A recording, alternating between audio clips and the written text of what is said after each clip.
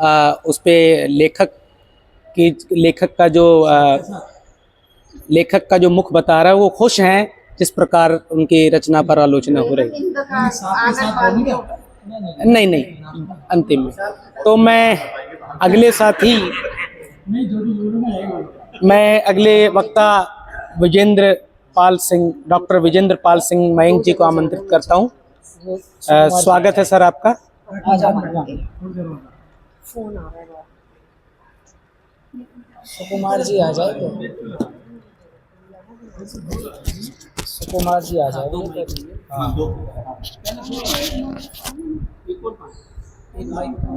Sir एक mic, एक ही है, एक उधर है। बहुत बहुत धन्यवाद लोकेश जी, आदरणीय अध्यक्ष महोदय। और आज जिस पुस्तक पर चर्चा हो रही है उसके लेखक मेरे बड़े भाई डॉक्टर मदन लाल राज जी, सबसे पहले साधुवाद, मुबारकबाद इस बात की कि इस पर चर्चा जितनी हो जाए उतनी कम है। हालांकि समीक्षक एक अलग ही प्राणी होता है, वो कहीं कवि से या शायर से हटके होता है। वो समीक्षक ही होता है, वो न लेखक होता है, न कवि होता है, न शायर होता है। और यहाँ हम में से शायद कवि तो हो सकते हैं ज़्यादातर, लेकिन समीक्षक 2-4 ही होंगे। मैं बिल्कुल नहीं हूँ, मुझे समीक्षा का बिल्कुल भी ज्ञान नहीं है, जैसा कि अभी पदम भाई साहब ने कहा। हाँ, इतना ज़रूर है कि कविता पढ़ने के बाद ये लगता है कि कवि वास्तव में कहीं न कहीं अपने जीवन में समाज से इतना आहत है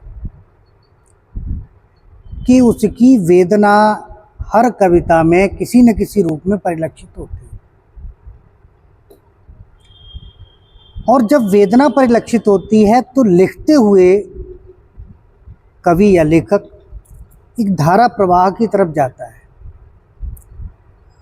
उसके विचार आते जाते हैं और वो कई बार शब्दों को गौण कर देता है, केवल विचारों में बहता चला जाता है।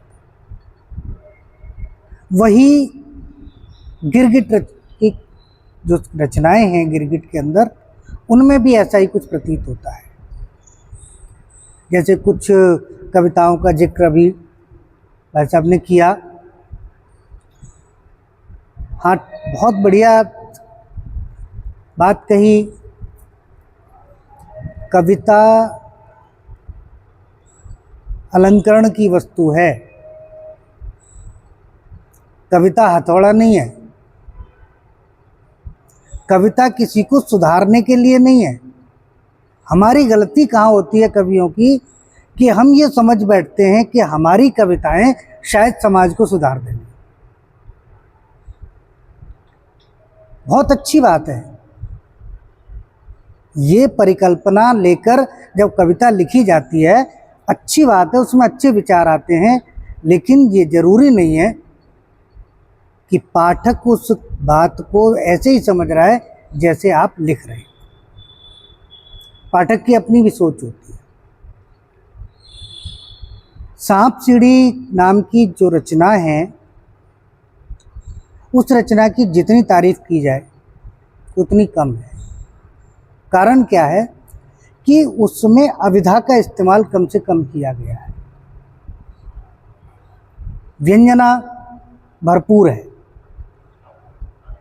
प्रतीक उपमेय उपमाएं कुछ इस तरह की ली गई हैं कि उनसे ये कहा जा सकता है कि वो रचना वास्तव में उत्तम दर्जे की रचना है। हाँ, जब इतनी बड़ी पुस्तक लिखी जाती है जिसमें इतना बड़ा संग्रह होता है तो कुछ हल्की रचनाएं भी आ जाती हैं। जरूरी नहीं है कि सारी रचनाओं की का स्तर वही एक जैसा हो। ये कहा जाता है कि कोई कवि पूरी जिंदगी कविताएं लिखता है, लेकिन उसे कोई एक कविता, उसकी कोई एक रचना उसे अमर कर देती है। अब वो अमर करने वाली रचना कौन सी हो सकती है, ये डिसाइड पाठक करता है। हालांकि यह जरूरत नहीं है, मैं एक एग्जाम्पल देना चाहता हूँ। 1985 में जामिया से एक मैगजीन निकलती है, जामिया की अपनी दृष्टि, और उस दृष्टि में मेरी एक कविता छपी। मुझे नहीं पता कि मेरी कविता छपी है या नहीं छपी है, मैंने दे दी। उस टाइम पे इतना ध्यान भी नहीं था। और जैसे यहाँ चर्चा हो रही है, इसी तरह से जामिया के हिंदी डिपार्टमेंट में उस पर चर्चा हुई। अगले दिन मेरे दोस्त ने मुझे सूचना दी, तू यहाँ बैठा है, तू गया क्यों नहीं उसमें, तेरी कविता पे वहाँ चर्चा हो रही थी। भाई मुझे तो पता ही नहीं था। अब मुझे नहीं पता कि समीक्षक किस दृष्टिकोण से देखते हैं। उन्होंने उस रचना की तुलना निराला की रचनाओं से की और उसे सेकंड प्राइज दिया। मैं नहीं था वहाँ। अब नज़रिया, दृष्टिकोण समीक्षक का पाठक से भी बिल्कुल अलग होता है। पाठक रोचकता देखेगा, शब्दों की सरलता देखेगा, सहजता देखेगा, सुगमता देखेगा, लेकिन जो आलोचक है वो शब्दों का पता नहीं कहाँ कहाँ तक ऑपरेशन करेगा। वो किस शब्द से आपको महान बना दे और किस शब्द से आपको डाउन कर दे। कविता के कलेवर की बात आई थी, किताब के मुख्य पृष्ठ की बात आई, बहुत अच्छा बना। और एक पर्सनल प्रश्न मैं बाद में पूछूंगा भाई साहब से। मदनगीर का निर्माण जो जे कॉलोनी है वो 1975 में हुआ और भाई साहब का अवतरण 1963 में हुआ। हालांकि इसका इस पुस्तक से कोई लेना देना नहीं है, वो अलग मेरा जिज्ञासा है मेरी एक। तो खैर, किताब की का जो इन्होंने मुख्य पृष्ठ बनाया है वाकई बड़ा आकर्षक है, सुंदर है, खूबसूरत है और इसके शीर्षक को सार्थक करता हुआ है। मैंने पहले भी कहा था कि अगर गिरगिट के सिर पे टोपी ना होती तो शायद इसका विस्तार गिरगिट शब्द को संकुचित न करके उसे और विस्तार मिल जाता। टोपी ने उसे एक दिशा में सीमित कर दिया। कलर अच्छे हैं और उन सबसे अच्छा इसके अंदर जो रचनाएं हैं। अभी एक रचना पढ़ रहा था मैं अभी, यदि वो घी खाते, खुद घी खाती, देवी देवताओं पर घी चढ़ाया जाता है, लोग अपने बच्चों के लिए डालडा लाएंगे, बच्चों के लिए रिफाइंड लाएंगे। रिफाइंड बहुत अच्छी चीज़ है, इससे कोलेस्ट्रॉल नहीं बढ़ता। और देवताओं के लिए देशी घी लाएंगे। अगर वास्तव में देवता देशी घी खाते तो शायद ये कहावत यहीं ख़त्म हो जाती कि देश में दूध और घी की नदियाँ बहती थी, सारा वो पी जाते, नदियाँ ना बहती। अच्छी रचना है। और हाँ, एक विनती मैं ज़रूर करूँगा कि जैसे वो पदम भाई साहब ने भी की, एक होता कुठाराघात। हम सब जानते हैं कि आडंबर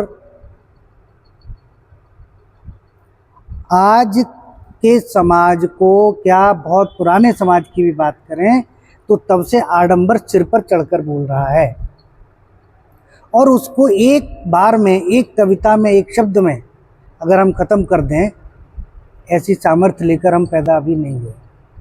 उसके लिए बहुत संघर्ष करना पड़ेगा। आडंबर कर रहे हैं, हमको वो बिल्कुल पसंद नहीं है। लेकिन उसके बावजूद भी हमें उस आडंबर को इस तरह से पेश करना है कि वो आडंबर कम से कम हमारा आडंबर न बन जाए। इशारा, समझदार के लिए इशारा काफ़ी होता है। सब कुछ बात इशारे से कही जा सकती है।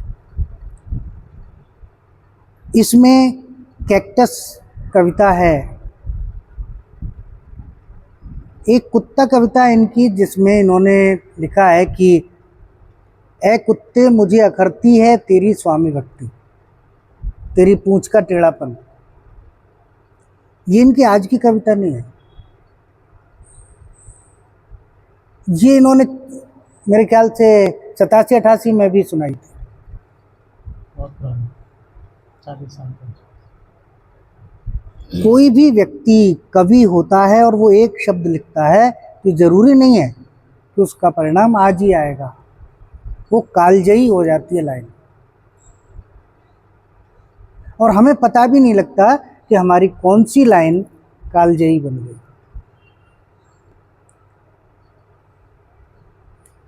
रचनाएं अच्छी हैं। एक चीज़ मैं धर्म सिंह जी से भी निवेदन करूंगा कि कुछ शब्द हैं हमारे बीच में जो हमने दूसरी भाषाओं से लिए हैं या चल कर आए हैं हमारे पास, हमारी भाषा में रच बस गए हैं। होता क्या है कि हम एक शब्द को, जैसे जाहिल और जाहिल की बात भाई साहब ने की, हम उसे बोलते बोलते हमको ये नहीं पता लगता कि हम सही बोल रहे हैं या गलत बोल रहे हैं। बहुत सारी चीज़ें हैं, कद्रदान शब्द है, सियासतदान शब्द है। अब हम सियासतदान को सियासतदार लिखेंगे तो वो कहीं ना कहीं अकेले लेखक के ऊपर नहीं जाएगा। इस पुस्तक पर जितने लोगों ने काम किया है उन सब की जिम्मेदारी बनती है कि हम इस तरह से शब्दों को भी पर ध्यान दें कि कोई दूसरी भाषा से शब्द आया है तो हम उसे सही परोस रहे हैं या नहीं परोस रहे। कवि को नहीं पता, लेखक को नहीं पता, क्योंकि वो तो शुरू से यही बोलता चला आया है।